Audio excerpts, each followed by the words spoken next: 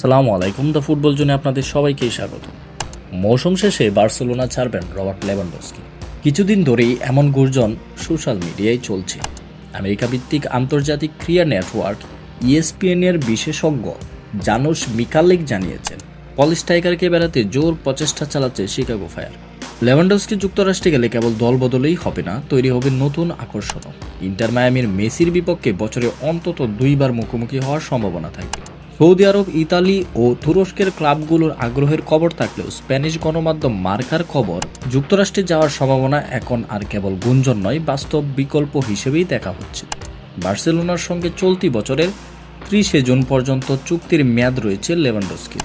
মিকালিক জানিয়েছেন, লেভানডস্কির ও বার্সেলোনার অবস্থানের দিক নজর রাখছে শিকাগো। কোচ ও ক্রীড়া পরিচালক গ্রেগ বারহাল্টার কয়েক মাস আগে স্পেনে গিয়ে লেভানডস্কির ও তার প্রতিনিধির সঙ্গে বৈঠকও করেছেন।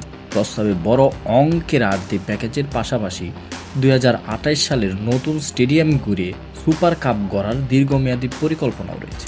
তবে গ্রীষ্মকালীন দল বদলের আগে সিদ্ধান্ত না এলে বিকল্প খেলোয়াড়ের দিকে ঝুঁকতে পারে শিকাগো। চূড়ান্ত সিদ্ধান্ত এখনও বার্সেলোনার পরিস্থিতির উপরেই নির্ভর করছে। ভিডিওটি এই পর্যন্তই। যদি ভালো লেগে থাকে লাইক, কমেন্ট এবং সাবস্ক্রাইব করতে ভুলবেন না। ধন্যবাদ।